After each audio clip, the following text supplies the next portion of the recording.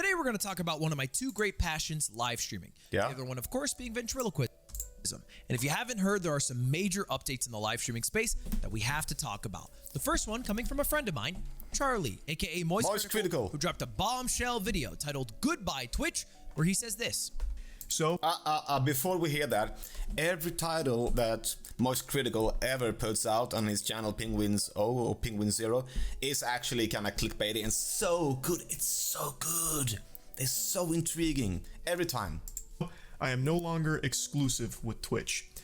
Now, he doesn't go on to say that he's signing exclusively elsewhere. No. He's just no longer exclusive with Twitch. And he'll try things out, right? He'll enter his college era, and he'll go back. He'll link up with Twitch. They'll have hot, nasty sex, but he's going to try out the YouTube of the world. Hot, nasty sex. And maybe some other sites. He didn't mention any, but he is right now trying a stream on YouTube. Yeah, YouTube is a pain to stream which on. is going really well. He's sitting at 24,000 average viewership, which was his peak on Twitch over the past really good. 90 days. That's really I wouldn't good. Extrapolate that too far. I would say, he does have a larger presence on YouTube, but live streaming on YouTube is a bit of a pain in the ass. It's kind of hard. Really, streams that do well are ones that happen sporadically because it's an exciting thing. And podcasts. Or if it's a big event. Otherwise, you can probably look at a lot of the streamers who switch from other websites to YouTube and see a decrease in viewership generally. Yeah. It's just, I don't know. It's just, they just got to work on some things. But I think that's going to change a little bit in a couple of years to come, because YouTube is going to be the #1 streaming platform in a couple of years. Mark my words, they are going to be that, because YouTube is putting in a lot of money and a lot of time and energy they are investing into the live streaming experience and the interface and the functionality in general. It's going to be much better, and also the interactiveness is going to be much better in the years to come. I heard some rumors about that a couple of months ago. I think it's going to be a lot better. We'll talk about that another day. But let's focus on the big competitor that's making a huge splash in the headlines, Kick.com. Yeah. And of course, they had the XQC signing. We talked about that one. But there's been a couple of... $100 million. $100 million. I wouldn't be able to make $100 million in 20 years. In 20 years, I wouldn't be able to get what he gets from a deal with Kick. It's an insane amount of money. It's so much money. Of other signings that have happened over the past week, and something even more interesting than just paying a lot of big streamers millions of dollars. But first, they signed Your Rage.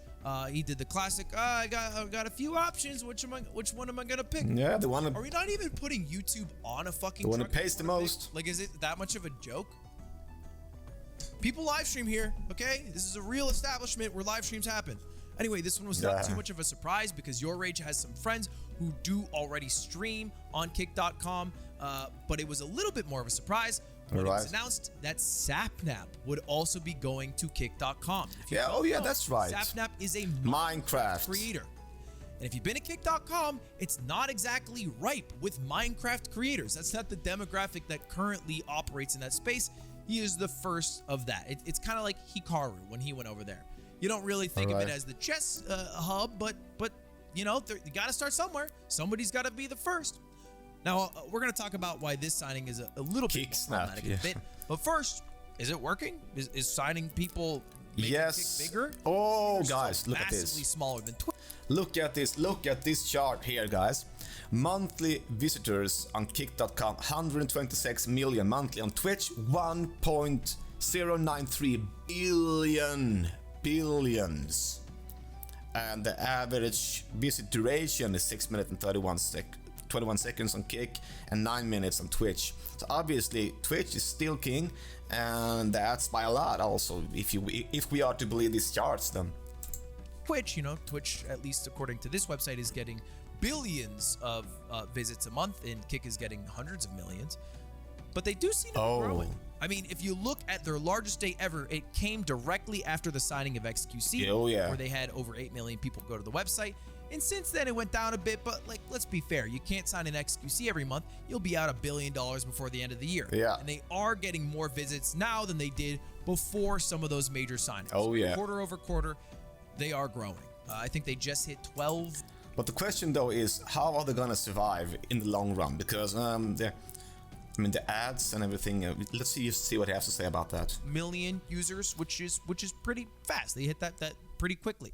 And the question most people ask, aren't they like bleeding money? Where's all this money coming from? Is this sustainable? How are they able to afford Gambling.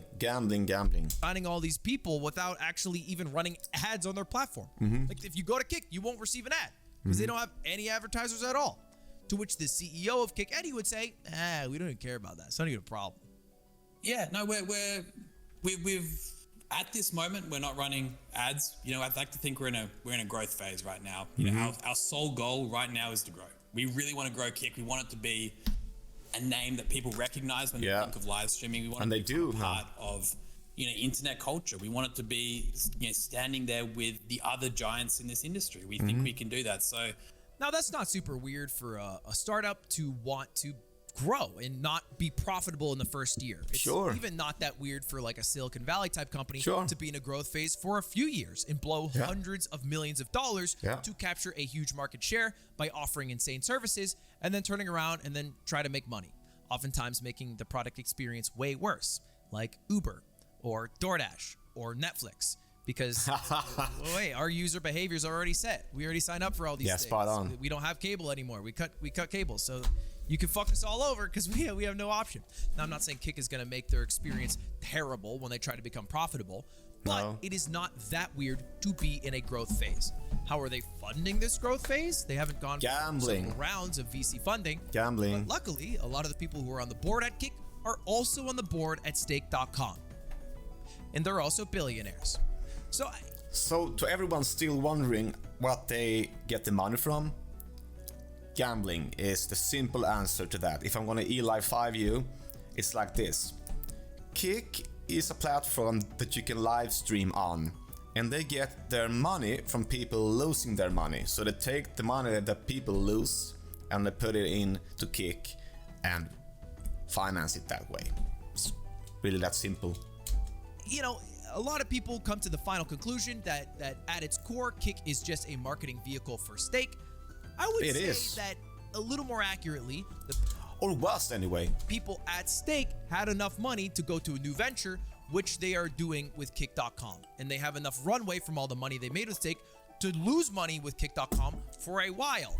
And it does benefit Stake if there is a place that they get to choose the regulation on for gambling, that they can still allow it on the site, as opposed to just being at the whim of another company like YouTube or Twitch, who have banned people for doing gambling content, sponsored gambling content in the past. Now, I will stop here to also address that Kick has added some features, like the ability to hide any...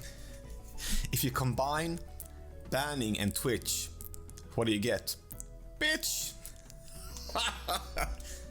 18 plus content, pools, hot tubs, and bikinis, and also hide slots and casinos from your webpage at all. You just have to go to your settings and profile, which is cool. I think that is a helpful feature. I've seen it get abused a few times. Like people will just go to the just chatting with both of those categories, but as long as they're good on moderation, that should address that. And they've also added something that I think is way more interesting than paying big creators millions of dollars, which is their Kick Creator Incentive Program. And these are the first people who are in the beta of said program. This dude looks like me. What the hell?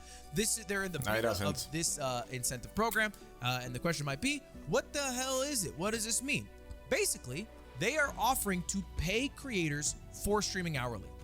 Not conditional on running ads, and totally in addition to any subscribers or donations from viewers. It is just the website.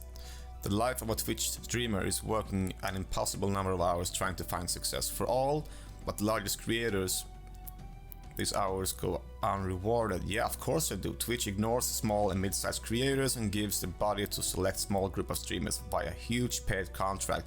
I mean, he's not wrong. Site paying creators outright.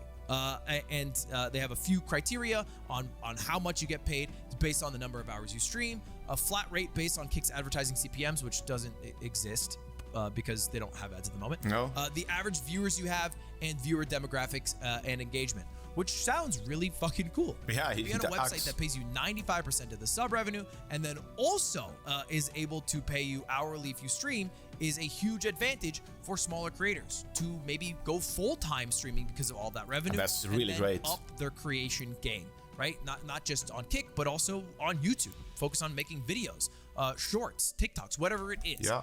That is a big buff, and it is cool that they're Sounds kicking really that good. up. And we'll see how it goes. Right? My take right now on Kick.com, I don't know if I would sign with the website. All right, hey, I'll entertain. It depends on how many millions you get, right?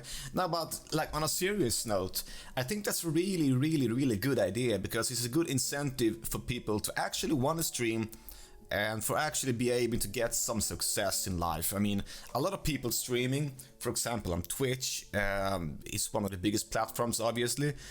For a lot of streamers, they rarely get over 2 or 3 viewers, and they never get any money. They never get any kind of payouts at all, actually. And I think that people are getting tired of working their ass off trying to build some content for streams.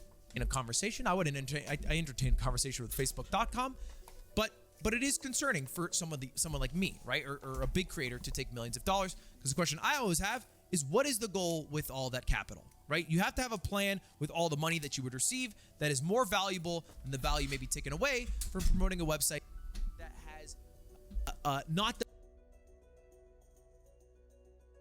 and content moderation, which we're going to talk about in just a moment.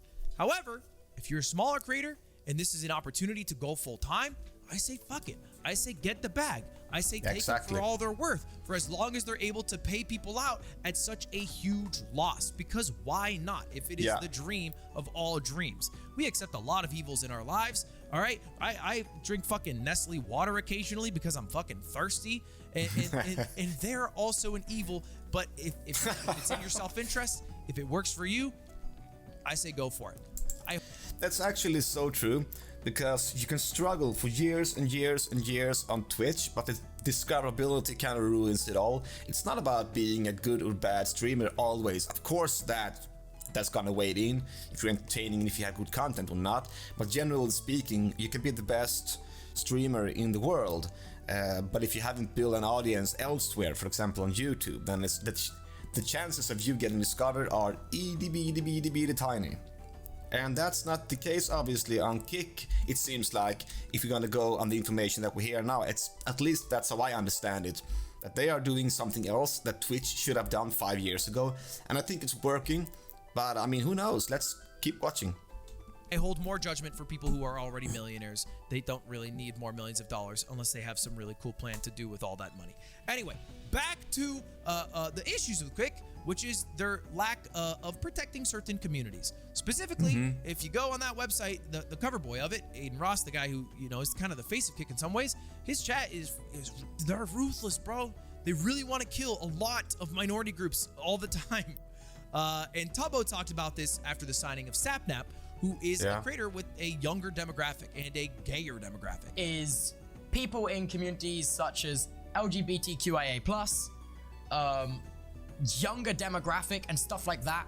I feel like this platform is not a safe place to be no shit openly trans, not a safe place to be openly Jewish. And look, Tubbo's 100% right that the chats go fucking crazy. They say some unhinged shit on Kick.com. Yeah, but that's because they can. I mean, I think that whenever you actually allow people to do anything that they weren't allowed to do earlier on, for example, Twitch, they're gonna do it. Not because they always believe in it, but because they can, because they are allowed to. I think that's just the way it is. Calm. And I'm worried that Kick has not done enough to stop that, to punish creators who let their chats run rampant, or even moderate the chats from being able to talk like that at all. And they're gonna go down to being like Rumble, just purely associated with maybe some hateful groups, as opposed to just a platform that wants to host content of all types. And it'll cap their ability to grow into a mainstream platform. While I respect the fact that you care about your community, it's unfair to claim Kick is somehow dangerous for them while simultaneously cultivating your community on Twitter. You would like to improve Kick somewhat, but you are on twitter.com. Curious. We have X.com, mind you. platform-wide AI moderation on both video content and chat messages, and we are a young platform, so give us a chance. You know, what the heck? To which Tubbo, he went for the crazy reply. He said, hey, man, I get it's young. I don't get why you're comparing your platform to twitter.com, because that's a much bigger website. X.com. And not predominantly filled with hate speech, which I massively disagree on, Tubbo. I do think it is filled insanely with hate speech. And if you're comparing yourself to Twitter as your bar for morale and preventing hate speech, we got a low fucking bar, buddy. We gotta find a new bar to go to. Yeah, I would argue really that the reason you cultivate a platform on Twitter is because it has market share and has dominated the space. And its recent changes have actually moved a lot of creators off of Twitter. So you don't want to be comparing yourself to them. All right, Twitter's a website that straight up I get offered a clip from Crazy Clip once a fucking day that's titled "Guy Jaywalking Gets Hit by a Truck," blushy face emoji, and then a guy jaywalking gets hit by a fucking truck, and it's like 9 a.m. and I'm like, why is this on my For You page? And then a blue check will reply with just the most low-res GIF and lame-ass comment they could think of.